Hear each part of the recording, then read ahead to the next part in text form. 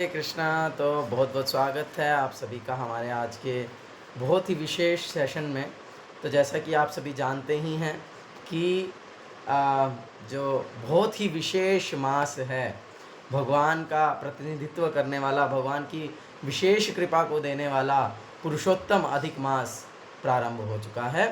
और इस पुरुषोत्तम अधिक मास में विशेष रूप से हम पढ़ते हैं श्री चौर अग्रगण्य अष्टकम, श्री चौराग्रगण्य पुरुष अष्टकम, जिसको हम चौराष्टकम भी कहते हैं। तो इस प्रकार से अनेक नामों से इसे जाना जाता है और बहुत ही सुंदर प्रार्थनाएं हैं। 8 प्रार्थनाओं के होने के कारण इसे अष्टक कहा जाता है और इसकी रचना श्रीपाद बिल्वमंगल ठाकुर जी के द्वारा की गई है। तो जो नहीं जानते बिल्वमंगल ठाकुर कौन है, हम उसके विषय में भी चर्चा करेंगे। पहले हम एक बार इस सुंदर चौराष्टकम को सुनेंगे हमारे गोरा गुणमणि प्रभु जी के। तो साथ में यहाँ पर आपको सबटाइटल्स भी मिलेंगे, है ना। तो आप वहाँ से साथ में गाने का प्रयास भी कर सकते हैं और उसके बाद फिर हम इसको डिटेल में चर्चा करेंगे। हरे कृष्ण।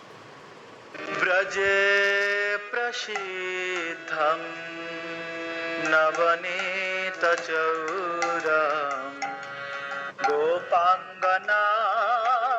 च दुकुलचौरं व्रजे प्रसिद्धं नवनीत चौरं गोपांगनानां च दुकुलचौरम् अनेक जन्मार्जितं पापचौरम्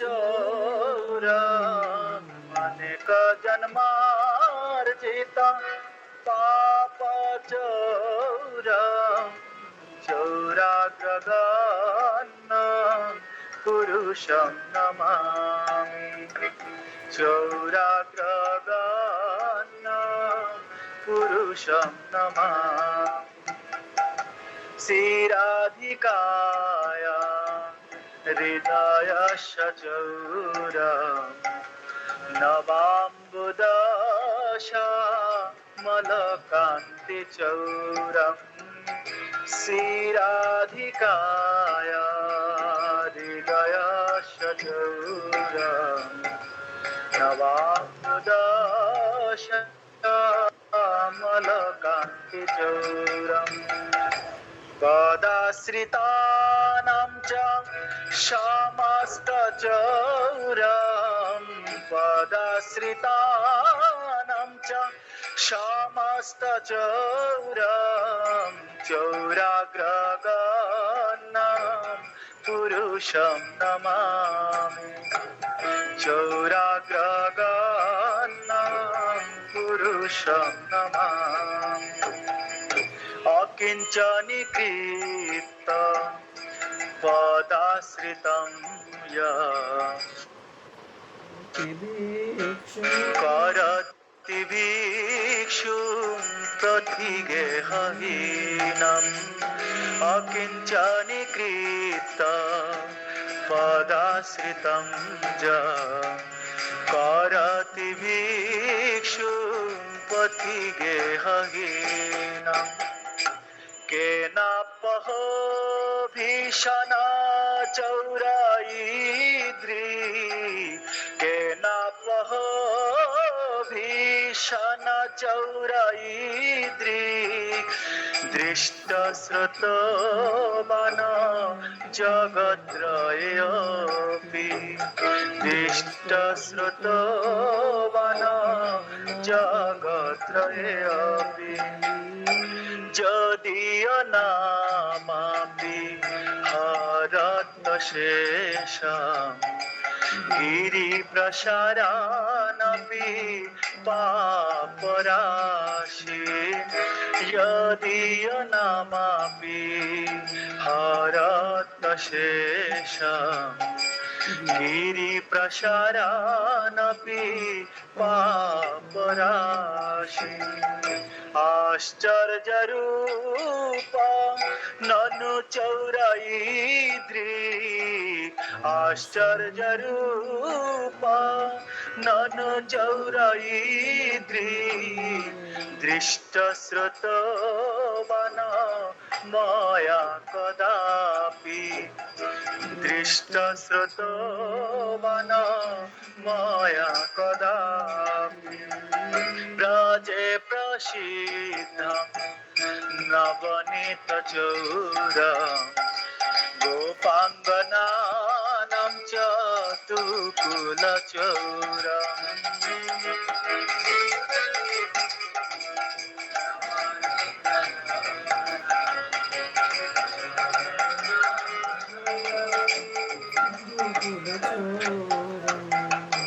धनं च मानं च तथेन्द्रियाणि प्राणंश्च हिता मम सर्वमेव धनं च मानं च तथेन्द्रियाणि प्राणंश्च हिता मम सर्वमेव पलायसे कुत्र धीतहतचौर पलायसे कुत्र धीतहतचौर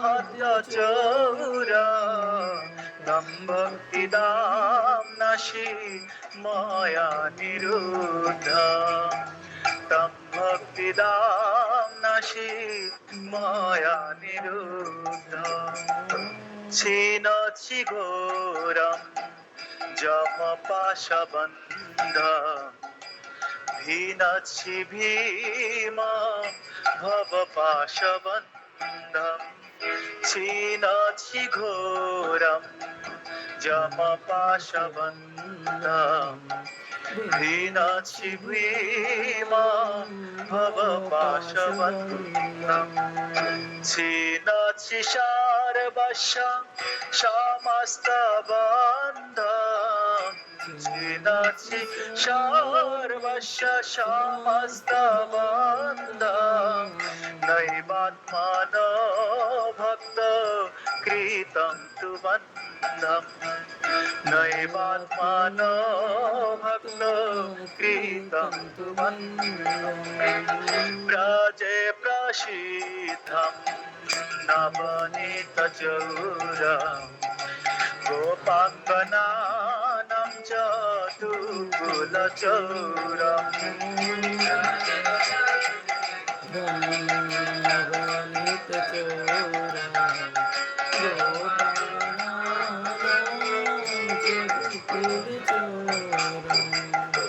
मन मानसे तामस राशि घोरे कारागृहे दुःखमये निबद्ध मन मानसे तामस राशि घोरे कारागृहे दुःखमये निबद्ध लभस्य हे चौर हरे चिराय लभस्य हे चौर हरे चिराय सचर्यदशचित मे वदन्तम् सचर्यदशचित मे वदन्तम् कारागृहे बस सदा हृदये मदीये मद्भक्ति पाशदिर बन्धनि चलसन् कारागृहे बस सदा हृदये मदीये मद्भक्ति पाशदिर बन्धनि चलसन् तां कृष्ण हे प्रलय कोटि शतान्तरे अपि तां कृष्ण हे प्रलय कोटि शतान्तरे अपि सर्वस्य चौरहृद आन्न विमोचयामि सर्वस्य चौरहृद आन्न विमोचयामि व्रजे प्रसिद्धं नवनीतचौर गोपाङ्गनानां च दुकुलचौर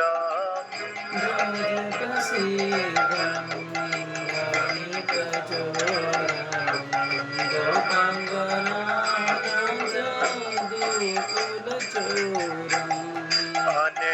जन्मार्जित पाप चोरम अनेक जन्मार्जित पाप चोरम चौराग्रगन्नम पुरुषं नमामि चौराग्रगन्नम पुरुषं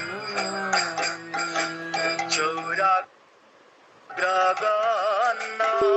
पुरुषं नमामि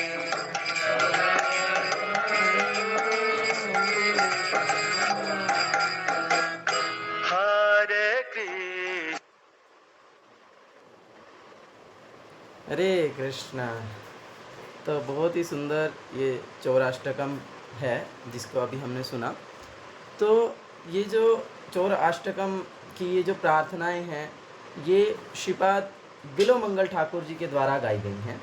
तो श्रीपाद बिलोमंगल ठाकुर जी के विषय में मोस्टली आप सब जानते होंगे, लेकिन मैं शॉर्ट में इसीलिए बताऊंगा, बहुत ज़्यादा डिटेल में बिलोमंगल ठाकुर जी के विषय में नहीं बताऊंगा। तो बिलोमंगल ठाकुर एक बहुत ही महान संत थे जो कि बहुत ही उच्च कुलीन ब्राह्मण परिवार में जो है प्रकट हुए थे। और उच्च कुलीन ब्राह्मण परिवार में प्रकट होने के बाद वो एक वैश्य से आसक्त हो गए जो कि उनसे कृष्ण भजन सीखना चाहती थी। तो उससे इतने अधिक वो आसक्त हो गए थे कि धीरे धीरे उसके घर में ही रहने लगे जा कर के। और फिर लेकिन उनके पिताजी की तबीयत खराब हुई जिस कारण से उन्हें फिर से आ कर के अपने घर पर रहना पड़ा कुछ समय, और फिर उनके पिताजी का देहांत हो गया। तो लेकिन वो उस वैश्य का नाम चिंतामणि था, वो चिंतामणि से विरह को सहन नहीं कर पा रहे थे, इतना प्रगाढ़ उनको उनसे आसक्ति हो गई थी। तो इसीलिए रात को ही वो अपने घर से निकल गए। और जब निकले तो रास्ते में जो है नदी पड़ती थी, और क्योंकि बहुत तेज बारिश हो रही थी और नदी बहुत उफान पर थी, नदी में एकदम बाढ़ आ रखी थी, लेकिन और कोई भी नौका वाला उस नदी को पार करने के लिए तैयार नहीं था। तो इसीलिए वो ऐसे ही नदी में छलांग लगा दिया अपने जान की परवाह किए बिना। तो एक लकड़ी के सहारे तैरते हुए वो नाव जो है उसको पार किए, नदी को पार किए। और फिर जब वो पहुँचे चिंतामणि के घर पर, तो उनके घर पर जा कर के भी उनके घर का दरवाज़ा तो बंद था, क्योंकि चिंतामणि तो रात का समय था तो वो दरवाज़ा बंद था, और दरवाज़ा खटखटाने पर भी चिंतामणि ने दरवाज़ा नहीं खोला। तो फिर क्योंकि वो तो उसके घर में रहा था तो जानता था, तो उसने क्या किया, एक रस्सी के सहारे से वो पेड़ को चढ़ गया और उससे चढ़ करके वो घर के अंदर ऊपर वाले फ्लोर से चला गया। तो इस प्रकार से जब चिंतामणि ने उनको वहाँ पर देखा, तो उस समय जो बिलोमंगल ठाकुर के पिछले जन्म के गुरु थे वो चिंतामणि के अंदर में आकर के उनको उपदेश देते हैं और उनको बताते हैं। जब वो बाहर आकर के देखते हैं, अरे आप मेरे घर में कैसे आ गए, तो उन्होंने देखा कि वो जिस रस्सी के सहारे चढ़ कर के उसके घर में पहुँचे थे वो रस्सी नहीं थी, वास्तविकता में वो मरा हुआ सांप था। तो उन्होंने बोला कि अच्छा तुमने नदी कैसे पार की? बोलते मैंने नदी लकड़ी के सहारे पार की। अच्छा, जा कर के देखा तो वो नदी उन्होंने एक लाश के सहारे पार की थी। तो इतने ज़्यादा वो मतलब चिंतामणि के लिए पागल हो गए थे, इतने ज़्यादा उससे आसक्ति के कारण अंधे हो गए थे कि उनको कुछ नहीं दिख रहा था केवल चिंतामणि के अतिरिक्त। तो फिर उस समय चिंतामणि ने उनको कहा कि यदि आपकी रंच मात्र भी आसक्ति इतनी भगवान कृष्ण से हो जाती तब तक तो आप कृष्ण को प्राप्त कर चुके होते।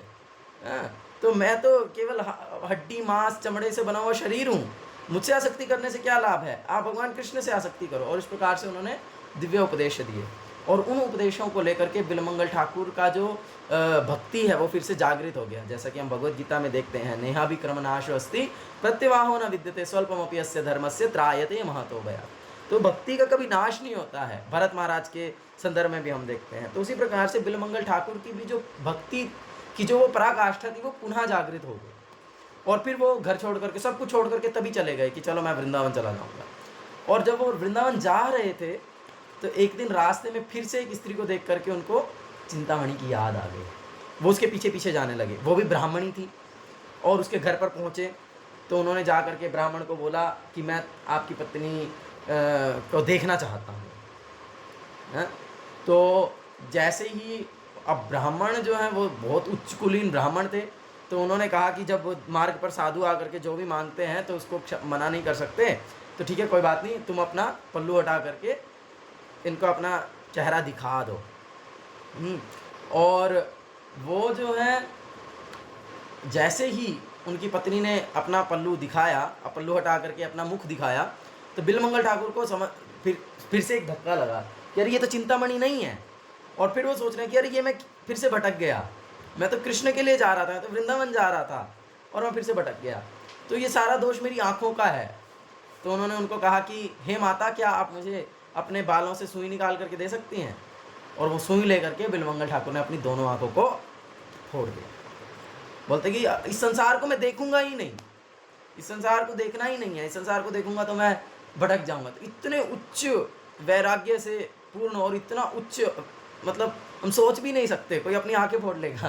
तो इस प्रकार से अपनी आंखों को फोड़ करके कि मैं तो केवल कृष्ण को चाहता हूँ, तो इसीलिए अब मैं भटक ना जाऊँ, इन आंखों के कारण भटक रहा हूँ, तो ठीक है आंखों को ही फोड़ दूंगा। तो फिर वो अंधे हो गए और इस प्रकार से फिर स्वयं भगवान कृष्ण ग्वाल का रूप लेकर के आए। उनके इस ये यथामाम प्रपदन्ते तास्तथैव भजाम्य हम, भगवद गीता में भगवान कहते हैं, है ना, जो जितना शरणागति करता है भगवान उसी के अनुसार आदान प्रदान करते हैं। हमसे नहीं कर रहे हैं क्योंकि हमारा शरणागति नहीं, उनका शरणागति है तो देखो भगवान आदान प्रदान कर रहे हैं। और इसीलिए भगवान स्वयं आ करके उनको अपना हाथ पकड़ करके ले जा रहे हैं वृंदावन। और इस प्रकार से फिर उनको वृंदावन लेकर के गए और फिर वृंदावन में 700 वर्षों तक श्रीपाद बिल्वमंगल ठाकुर ने भजन किया और अनेक पदों की रचना की है। बहुत सारे ग्रंथ लिखे, बहुत सारे शास्त्रों की उन्होंने रचना की, बहुत सारी इसी प्रकार से भगवान की स्तुतियाँ की हैं। वो क्योंकि वो भगवान का साक्षात जो है साक्षात्कार किए हैं, है ना। तो ऐसे दिव्य महान संत श्रीपाद बिल्वमंगल ठाकुर जी के द्वारा रचित ये चौराग्रगण्य पुरुषाष्टकम, जो कि इस पुरुषोत्तम मास में विशेष रूप से गाया जाता है। हर रोज हमको इन प्रार्थनाओं को गाना है और उसको गाने के लिए हमें उसका भाव तो पता हो कि हम गा क्या रहे हैं, हम कह क्या रहे हैं, हम प्रार्थना क्या कर रहे हैं, वो हमें पता होना चाहिए। और उसी के लिए आज का हमारा ये सेशन डेडिकेटेड है, जिसमें हम उन 8 प्रार्थनाओं को बहुत ही डिटेल में चर्चा करने वाले हैं। तो उसमें जैसे कि अभी आपने सुना, सबसे पहली बहुत ही सुंदर प्रार्थना है, व्रजे प्रसीदं नवनीत चौरम गोपांगनानां च दुकुल चौरम। तो जो ब्रज में प्रसिद्ध हैं, ब्रजे प्रसीदम, कैसे प्रसिद्ध है, सब लोग कैसे जानते हैं भगवान कृष्ण को ब्रज में? नवनीत चौरम, माखन को चुराने वाले हैं, ये तो माखन चोर हैं, है ना। भगवान कृष्ण के घर में कितनी गायें थी, कौन जानते हैं, कोई बता सकते हैं? 9 लाख गायें थी, 9 लाख। अगर किसी के घर में 9 गायें भी हो तो उसको किसी दूसरे से दूध, घी, मक्खन आदि लेने की आवश्यकता नहीं है, उसको अपने घर से सफिशिएंट मिल जाएगा। और भगवान के घर में 9 लाख गायें थी, फिर भी भगवान पूरे ब्रज में हर घर घर में जा करके माखन चोरी किया करते थे। तो इतना सुंदर, हर किसी को आनंद देने के लिए, सबको अपनी ओर आकर्षित करने के लिए, कृष्ण सर्व आकर्षति इति कृष्ण, तो सबको अपनी ओर आकर्षित करने के लिए भगवान कृष्ण हर घर घर में जा करके नवनीत चौरम है जो है माखन को चुराया करते थे। और बहुत सुंदर वर्णन है श्रीमद् भागवतम में, जब आप वहाँ से पढ़ेंगे जानेंगे तो गोपियाँ फिर जाती हैं। पहले तो जब भगवान कृष्ण माखन चोरी करने आते हैं तो फिर उनको भगाती हैं, तो उनका दर्शन करती हैं, फिर शिकायत लेकर के उनके घर पर जाती हैं ताकि फिर से उनका दर्शन कर सकें। तो इस प्रकार से बहुत सुंदर। और फिर गोपियाँ कहती हैं कि अगर हम माखन को कहीं पर छुपा दें तो ये इतना नटखट है कि माखन को ढूंढ लेता है, अगर हम उसको ऊपर में टांग दें तो ये जो है उसको मटकी को फोड़ करके माखन को ले लेता है। तो इस प्रकार से हम कुछ भी प्रयास कर लें लेकिन इससे हम मक्खन को बचा नहीं सकते। और अगर हम कहीं ऐसी जगह माखन छुपा दें कि ये ढूंढ ना पाए तो फिर ये हमारे छोटे छोटे बच्चों को छुट्टी काटता है, उनको परेशान करता है, उनको रुला देता है। कितना नटखट है? तो इस प्रकार से। और अगर हम अंधेरे में माखन रख दें तो फिर इनके शरीर पर जो आभूषण हैं उसमें इतनी कांति है कि इनको अंधेरे में भी सब कुछ दिखता है। फिर यशोदा माता बोलती है अच्छा ठीक है, तो मैं क्या करती हूँ, इसके आभूषण उतार देती हूँ। बोलते नहीं नहीं नहीं नहीं, फिर तो इसकी सुंदरता चली जाएगी। तो इनके तो शरीर में इतना तेज है, तो ऐसा मत करो, आभूषण मत उतारो, रहने दो, हम कुछ और उपाय सोच लेंगे। हाँ? तो इस प्रकार से बहुत दिव्य रूप से जो है भगवान की नवनीत चौरम, माखन चोर की जो दिव्य लीला है उसको आप देख सकते हैं, पढ़ सकते हैं, जान सकते हैं, कितना दिव्य है? तो इसीलिए ब्रजे प्रसिद्धम नवनीत चौरम, जो ब्रज में प्रसिद्ध है नवनीत चौर के रूप में। और उन्होंने क्या किया? गोपांगना नाम च दुकूल चौरम, और उन्होंने क्या किया? गोपियों के क्या किया? कपड़ों को, वस्त्रों को चुरा लिया है ना? चीरहरण की जो लीला है, जिसमें कि भगवान कृष्ण जब गोपियाँ स्नान कर रही हैं यमुना जी में, तो उनके सारे वस्त्रों को लेकर के पेड़ पर बैठ गए। दुकूल चौरम, सारे वस्त्रों को चुरा लिया। तो इसमें बहुत सारे, अगर हम इसको आचार्यों की दृष्टिकोण से अगर हम इस लीला को नहीं समझेंगे तो वास्तविकता में हम समझ ही नहीं पाएंगे, क्योंकि फिर हम भगवान कृष्ण को एक सामान्य व्यक्ति के रूप में लेंगे, अरे इसने तो लड़कियों के कपड़े चुरा लिए, है ना? तो इसलिए ऑफकोर्स हमारा इतना अधिकार नहीं है इस लीला को चर्चा करने का, लेकिन हमें उसको आचार्यों के दृष्टिकोण से समझने का प्रयास करना चाहिए, है ना? तो दुकूल चौरम, जो भगवान कृष्ण हैं, उन्होंने सभी स्त्रियों के वस्त्रों को चुरा लिया। क्यों? क्योंकि सभी स्त्रियों ने क्या किया? कात्यायनी व्रत करके माँ कात्यायनी से क्या मांगा कि हमें ये जो कृष्ण हैं ये पति रूप में प्राप्त हों। तो वैदिक नियमों के अनुसार यदि कोई पुरुष किसी स्त्री को निर्वस्त्र देख लेगा तो वो उसका पति ही देख सकता है एकमात्र, और कोई नहीं देख सकता, तो पति ही हो जाएगा, है ना? या फिर इवन हाथ स्पर्श कर देगा, यदि कोई पुरुष किसी स्त्री को स्पर्श कर देगा तो वो उसका पति हो जाएगा। ये स्टैंडर्ड है, शास्त्रों में बताया गया है, हम पुरूरवा और शर्मिष्ठा के केस में देखते हैं। तो इसीलिए भगवान कृष्ण उनको पत्नी रूप में स्वीकार करने के लिए, या उनकी जो उनकी इच्छा है कि वे कृष्ण को पति रूप में चाहती हैं, उसको पूरा करने के लिए भगवान कृष्ण उनके वस्त्रों को चुरा लिए। और ना केवल उनके वस्त्रों को चुराए, भगवान उनका सब कुछ चुरा लिए, सारी चिंताओं को चुरा लिए, क्योंकि जो उनकी रिजर्वेशंस थी कि कोई मतलब विवाहित है तो उसके पति हैं, उसके बच्चे हैं, उसके सास ससुर हैं, कोई अविवाहित है तो उसके माता पिता हैं, भाई हैं, परिवार है, तो उन सब की चिंताओं को, उन सब से जो भय था, उस सब को भगवान ने हर लिया, चुरा लिया है। और क्या चुराते हैं भगवान कृष्ण? अनेक जन्मार्जित पाप चोरम। भगवान क्या करते हैं? जो हम इतने जन्मों जन्मों में पाप कर रहे हैं, और जो पाप जोड़ रहे हैं, जो हमने इतने जन्मों जन्मों में पापों को अर्जित किया है, जैसे ही हम भगवान की शरण में जाते हैं तो भगवान सारे पापों को चुरा लेते हैं। तो ऐसे चोराग्रगण्यम पुरुषम नमामि, ऐसे चोरों में जो सर्वश्रेष्ठ हैं, ऐसे चोरों में जो सबसे आगे हैं, ऐसे पुरुष भगवान कृष्ण को, पुरुषोत्तम भगवान कृष्ण को मैं नमस्कार करता हूँ। कितना सुंदर प्रार्थना कर रहे हैं बिल्वमंगल ठाकुर। और अभी तो आगे आगे आप देखिएगा कितना सुंदर वर्णन किया है। दूसरा श्लोक है, श्री राधिकाया हृदयस्य चोरम नवाम्बुदा श्यामला कांति चोरम पदाश्रितानां च समस्तचोरं चोराग्रगण्यं पुरुषं नमामि। तो क्या किया भगवान कृष्ण ने? क्या किया? श्री राधिकाया हृदयस्य चोरम, श्रीमती राधा रानी के हृदय को चुरा लिया है। जब भगवान कृष्ण छोड़ करके जा रहे हैं वृंदावन मथुरा के लिए, तो श्रीमती राधा रानी एकदम, सब गोपियाँ एकदम जैसे शरीर से प्राण निकल गए हैं, इस प्रकार से हो गए, एकदम रथ के सामने आकर के लेट गए हैं कि नहीं, हम नहीं जाने। और फिर जब कृष्ण जा रहे हैं तो जाते जाते देख रहे हैं, जब तक देख पा रहे हैं, जब तक उस धूली में से रथ दिख रहा है कृष्ण बलराम का, क्रूर जी लेकर के जा रहे हैं, तो तब तक देख रहे हैं। और तब श्रीमती राधा रानी एक अपने दिव्य हृदय का भाव प्रकट करती हैं, जिसको बाद में श्रीपाद माधवेंद्र पुरी ने प्रकट किया। हे दीन दयाद्रनाथ, हे मथुरानाथ, कदा अवलोक्य से हृदय कातरम किम करोमि हम।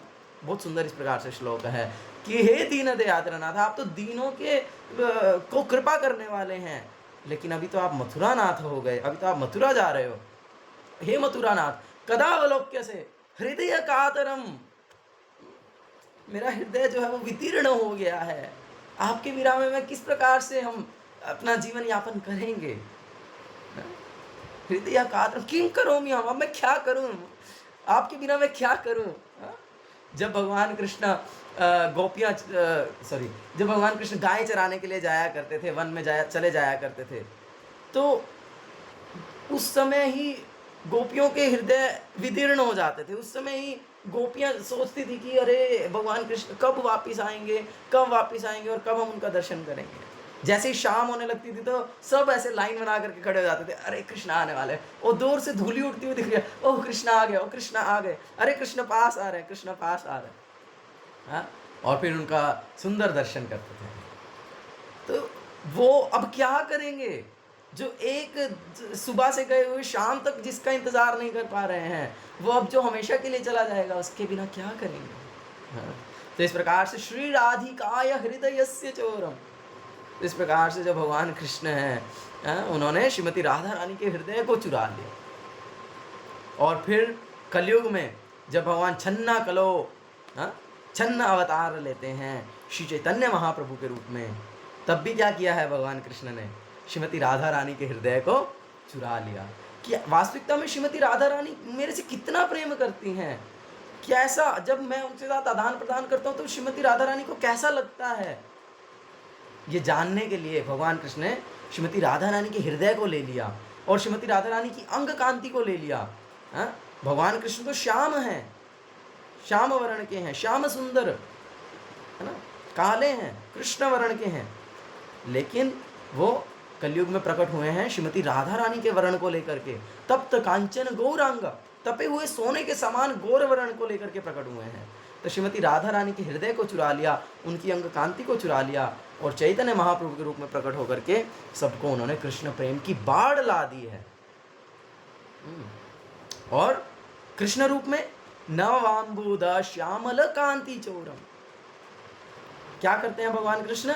नवांबुदा, जो नया नया बादल है, वो जो काला रंग का जो श्यामल, उसकी जो श्यामलता है, उसकी जो वो जो ब्लैकिश जो कंप्लेक्शन है, जो उस नए नए बादल का, जो कि एकदम पानी से भरा हुआ है और कभी भी बारिश कर सकता है ना, काले काली घटा बोलते हैं, काली घटा आ गई, तो वो जो काला रंग है उसको भगवान कृष्ण ने चुरा लिया है। तो जो भगवान कृष्ण का रंग है वो कैसा है?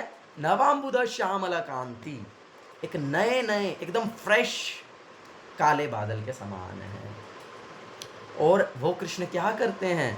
पदाश्रितानाम च समस्त चौरम, जो उनके पदों का आश्रय ले लेता है, ऐसे व्यक्ति के सारे पापों को चुरा लेते हैं, ऐसे व्यक्ति का सब कुछ चुरा लेते हैं, उसकी सारी चिंताएं चुरा लेते हैं, उसके सारे दुख चुरा लेते हैं, उसके सारे कष्ट चुरा लेते हैं, सब कुछ चुरा लेते हैं। पदाश्रितानाम च समस्त चौरम, ऐसे चौराग्रगण्यम पुरुषम नमामि, ऐसे चोरों में सर्वश्रेष्ठ, ऐसे चोरों में अग्रणी, ऐसे पुरुषोत्तम भगवान श्री कृष्ण को मैं प्रणाम करता हूँ।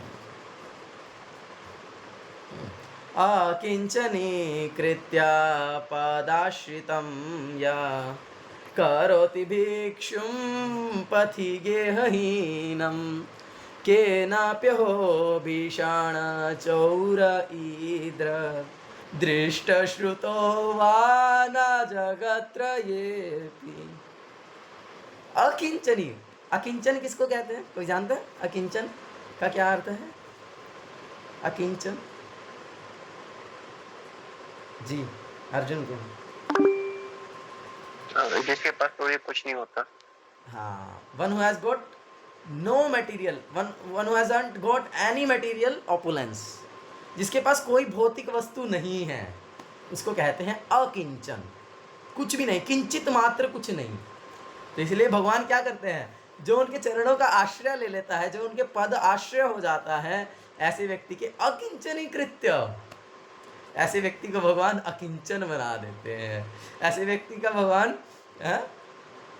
कुछ भौतिक छोड़ते नहीं। क्या करते हैं? करोति भिक्षुं पथि गेहहीनम, उसको भिक्षुक बना देते हैं, भिखारी बना देते हैं, उसको रास्ते में आना पड़ जाता है, पथि गेहहीनम, रोड पे आ जाता है। जो भगवान कृष्ण के चरणों का आश्रय ले लेगा उसके पास कुछ भौतिक बचेगा नहीं, उसको भगवान भिक्षुक बना देंगे। तो चाहते हैं क्या? भगवान के चरणों का आश्रय लेना है। देख लो भगवान क्या करेंगे। भगवान बोल रहे हैं श्रीमद् भागवतम में, यस्याहम अनुगृह्यामि हरिष्ये तद्धनम शनै, जिस पर मैं विशेष कृपा करता हूँ उसका सब कुछ छीन लेता हूँ। तो क्यों? ताकि उसके पास मेरे अलावा फिर कुछ बचता ही नहीं। तो इसलिए भगवान के चरणों का आश्रय जो ले लेता है उसको भगवान भिक्षुक बना देते हैं, उसका सब कुछ चुरा लेते हैं। के नाप्य हो भीषण चोर इद्रक, अरे इतना भीषण चोर, इतना भयंकर चोर, इतना सुंदर चोर, इतना दिव्य चोर, दृष्ट श्रुतो वा न जगत्त्रयेपि, ना तो कभी देखा गया और ना ही कभी सुना गया तीनों लोकों में। जगत्त्रयेपि, तीनों लोकों में। ऐसा चोर देखा है क्या किसी ने? सुना है क्या ऐसे चोर के बारे में कि जो उसके पास भी चला जाएगा तो उसका सब कुछ ही छीन लेगा, कुछ नहीं छोड़ेगा, भिक्षुक बना करके छोड़ देगा।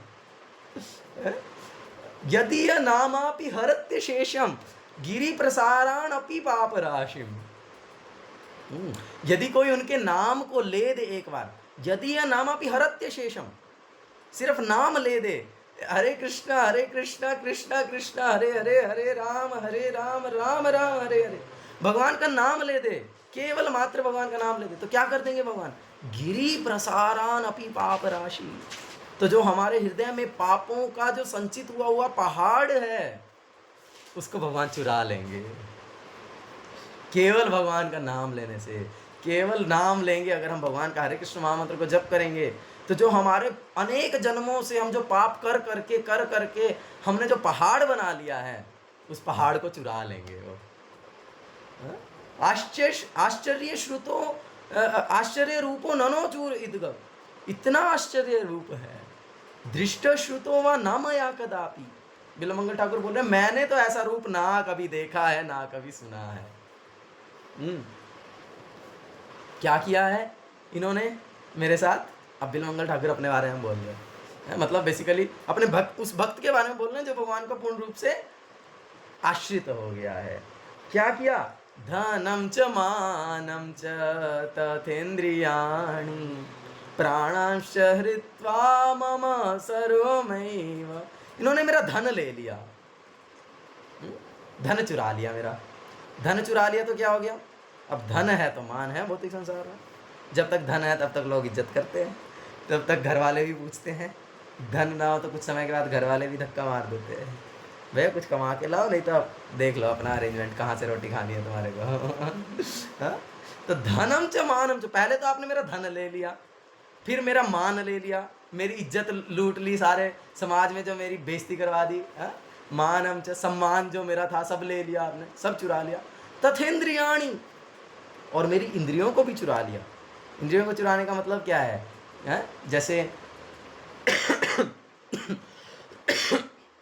जब एक बड़ा सुंदर श्लोक है, गोपियां आपस में वार्तालाप कर रही हैं, तो एक गोपी दूसरी गोपी को कहती हैं कि यदि अभी भी तुम्हारे हृदय में इस भौतिक संसार में भोग करने की इच्छा है, यदि अभी भी तुम्हारे हृदय में अपने परिवार के प्रति आसक्ति है, यदि अभी भी तुम्हें अपने पति को संतुष्ट करने की इच्छा है, यदि अभी भी तुम्हें अपने बच्चों के लिए कुछ लगाव है, तो केशी घाट पर वो जो श्याम वर्ण का लड़का है जो बांसुरी बजाता है उसको देखने के लिए मत जाना, क्योंकि अगर एक बार तुमने उसको देख लिया फिर कुछ देखने लायक बचेंगे नहीं। अगर एक बार उसकी बांसुरी को सुन लिया तो फिर कुछ सुनने लायक बचेंगे नहीं। हाँ, तो तथेन्द्रियाणि, भगवान सभी इंद्रियों को चुरा लेते हैं। जो एक बार उनके दिव्य रूप का दर्शन कर लिया, जिसको उनके दिव्य रूप का दर्शन करके रुचि हो गई, वो फिर कुछ और रूप देखना नहीं चाहेगा। हाँ, जिसको एक बार कृष्ण कथा सुनने में रुचि आ गई, वो फिर दूसरी कथा सुनना नहीं चाहेगा। हाँ? जार मुखे वाई हरी कथा नाई, तार मुख काची घेओ ना।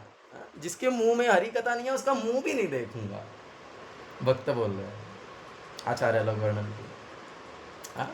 तो इंद्रियों को चुरा लेते हैं भगवान, चुरा लिया है।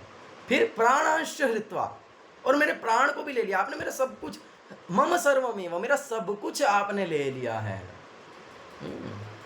लेकिन पलायसे कुत्र धृतोद्य चौरा, हे चौर, अब आप पलायन करके कहाँ जाओगे? सब कुछ आपने मेरा चुरा तो लिया, लेकिन त्वम भक्ति दाम नासी मया निरुद्धा। लेकिन मैं क्या करूँगा, दाम, दाम मने रस्सी, दामोदर बोलते हैं ना भगवान को, तो दामोदर पेट है ना, तो दाम से उधर को बांधा, तो दाम, तो भक्ति दाम नासी, तो मैं अपनी भक्ति की रस्सी से आपको बांध लूँगा। अब आप कहीं जा नहीं पाओगे, आपने सब कुछ मेरा चुरा तो लिया, लेकिन अब मैं आपको बांध लूँगा, आप कहीं जा नहीं पाएंगे। आप क्या करते हैं, छीनत्सि घोरम यम पाशबंधम बीनत्सि भीमं भव पाशबंधम। आप जो यमराज का जो पाश है, जो कि घोर है, जो कि बड़ा ही फेरोशियस है, भयानक है, डराने वाला है, आप उसको छीनत्सी, आप उसको तोड़ देते हैं। यानी कि आप जो मृत्यु के जो कष्ट है उससे अपने आश्रित भक्त को मुक्त कर देते हैं, उसको चुरा लेते हैं। और भीनत्सी भीमम भव पाशबंधम। भव, भव का मतलब क्या है, भव का मतलब जन्म मृत्यु जरा व्याधि। तो इसलिए जो भव पाश है, ये जो भव पाश में हम बंधे हुए हैं, जो हम बार बार जन्म मृत्यु जरा व्याधि, जन्म मृत्यु जरा व्याधि के चक्र में जो हम फंसे हुए हैं, आप उसको भीनत्सी, आप उसको तोड़ देते हैं, आप उसको छिन्न भिन्न कर देते हैं। छीनत्सी सर्वस्य समस्त बंधम। आप तो सारे बंधनों को तोड़ सकते हैं। जो भौतिक संसार में इस जीव ने जो है भौतिक संसार में जो आसक्तियां विकसित कर ली हैं, जो बंधन बना लिए हैं अपने लिए, उन सारे पापों, उन सारे बंधनों को आप खोल सकते हैं, आप उनको छिन्न भिन्न कर सकते हैं। लेकिन नैवात्मनो भक्त कृतम तु बंधम। लेकिन जब आपके भक्त के द्वारा जो बंधन बनाया गया है, आप उस बंधन को नहीं तोड़ सकते। इसीलिए मैंने आपको क्या किया है, अपने भक्ति के बंधन से बांध लिया है। अब मैं जो हूँ आपकी भक्ति में पूर्ण रूप से लग गया हूँ, इसीलिए इस बंधन को आप नहीं तोड़ सकते। इसलिए भगवान बोलते हैं कि हम भक्त पराधीना, कि मैं तो मेरे भक्तों का दास हूँ, मैं तो मेरे भक्तों के अधीन हो गया हूँ। क्यों? क्योंकि भक्त अपनी भक्ति के बंधन से भगवान को बांध लेता है, और उस बंधन को भगवान भी नहीं खोल सकते। हो सकता है वो यमराज के पाश को तोड़ दें, हो सकता है वो भव पाश को तोड़ दें, हो सकता है वो सारी आसक्तियों के पाशों को तोड़ दें, लेकिन अपने भक्त के द्वारा बनाए गए भक्ति के बंधन को वो नहीं खोल सकते, नहीं तोड़ सकते। इसीलिए अब चोरी किया ना तो दंड मिलेगा ना, तो लो दंड लो।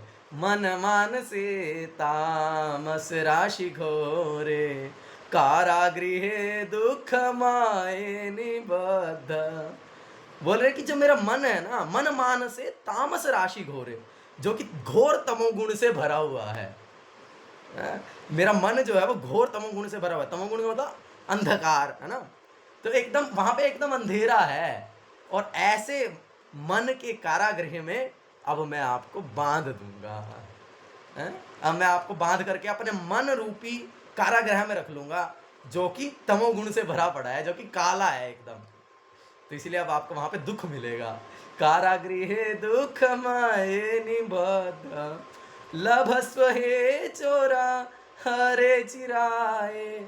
हे हरे, सब कुछ हरण करने वाले, हे चौरा, सब कुछ चुरा लेने वाले। देखो अब आपको जेल में जाना पड़ेगा, अब आपको मेरे मन के कारागृह में बंद होना पड़ेगा। स्वचौर्य दोषोचिते में व दंडम। आपने मेरा सब कुछ चुरा लिया ना, अब मैं आपको ये दंड दूंगा। इस प्रकार से उनको अपने मन में बांध लिया है। और फिर क्या करोगे आप? कारागृहे वसदा हृदये मदीये मदभक्ति पाश दृढ़ बंधन निश्चलसन। तो इस प्रकार से अपने हृदय के कारागृह में मैं आपको हमेशा बांध कर रखूंगा, और अपने भक्ति के पाश से बांध करके रखूंगा। मतलब सिर्फ जेल में बंद नहीं किया, साथ में बेड़ियां भी लगा दी है। तो इसलिए त्वाम कृष्ण हे प्रलया कोटि शतांतरेपि सर्वस्य चोर हृदया नाही मोच्यामि। और कब तक रखूंगा?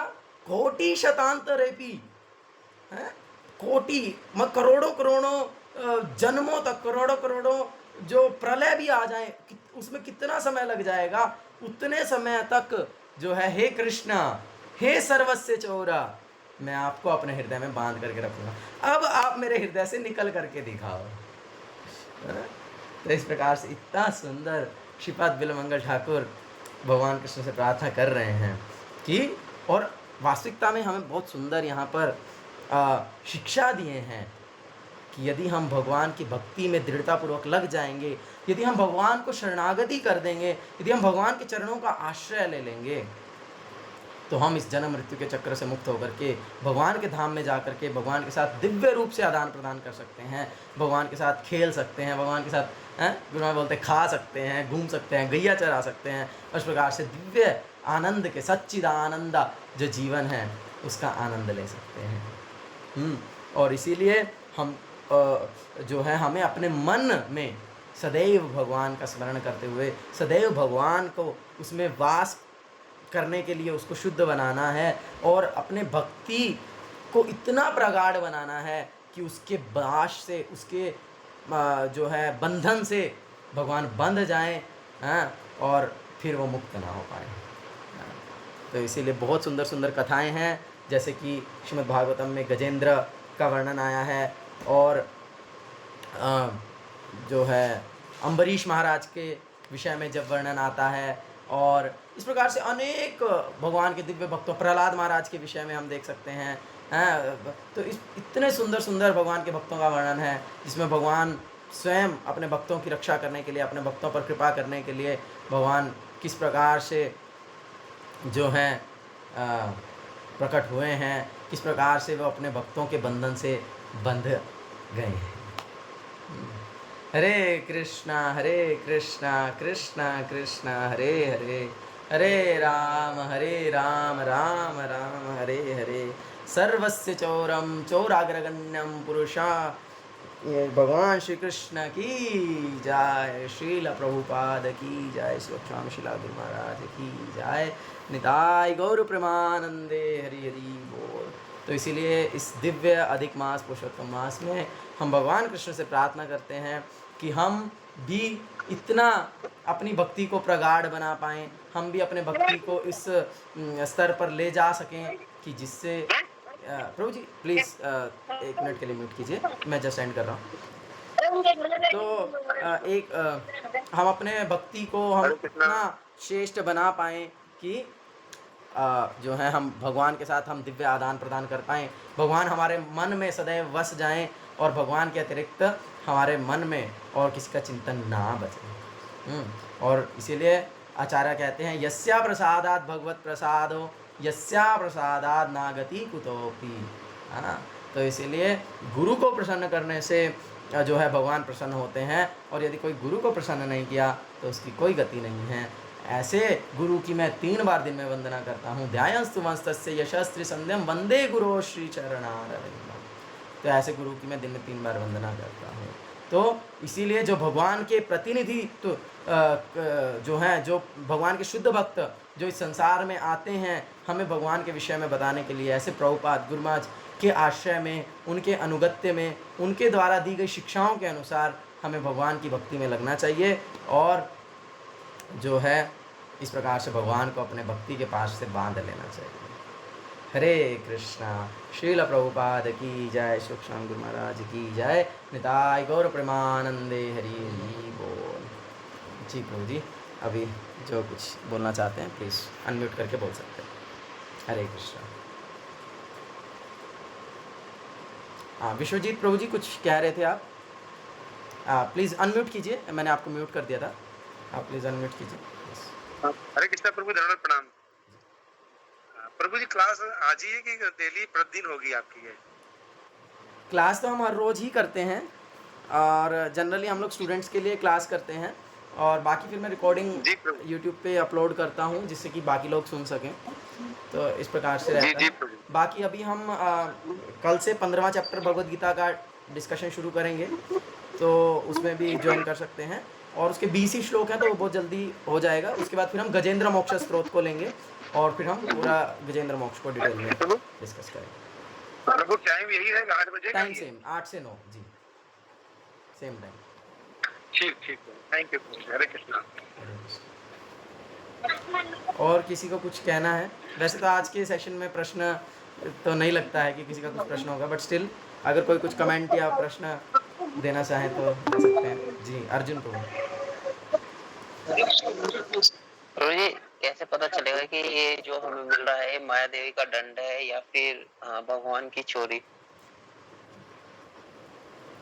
देखो, जो भक्ति कर रहे हैं उनके लिए तो हो सकता है कि वो भगवान की चोरी ही है, और जो भक्ति नहीं कर रहे हैं उनके लिए माया का दंड है ना? और हो सकता है कि किसी ने प्रार्थना की हो भगवान से, भगवान मुझे विशेष कृपा कीजिए, तो फिर उसको तो माया का दंड नहीं है, उसको तो फिर भगवान की कृपा ही मिल रही है। हाँ, लेकिन वही बात है कि भगवान तो कृपा करने के लिए तैयार बैठे हैं, लेकिन हम उस कृपा को कितना लेना चाह रहे हैं, हम उस कृपा को लेने के लिए कितने सज्ज हैं, वो भी तो है ना। इसलिए भगवान तो हमेशा ही कृपालु हैं, हम ही कृपा लेना नहीं चाहते हैं। हाँ?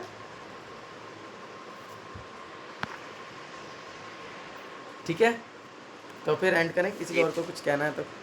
नहीं तो आज के सेशन को यहीं पे एंड करेंगे, और कल से हम भगवद गीता के 15 चैप्टर, जो कि पुरुषोत्तम योग के नाम से जाना जाता है, जिसे भी हमें हर रोज़ रिसाइटेशन करना चाहिए, जो कि हम हमारे सुबह के जपा सेशन के बाद करते हैं 6:25 से लेकर के।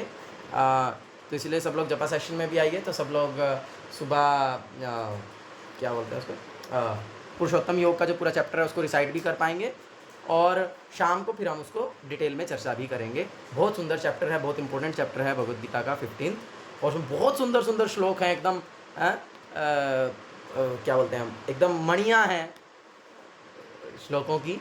तो उसको हम पढ़ेंगे, उसको हम समझेंगे, और फिर उसके बाद हम किस प्रकार से गजेंद्र भगवान की कृपा को प्राप्त किए उसको हम बहुत डिटेल में, गजेंद्र स्तुति को, गजेंद्र मोक्ष स्त्रोत को चर्चा करेंगे। ठीक है, हरे कृष्णा कृष्ण कृष्ण हरे हरे, हरे राम राम राम हरे हरे।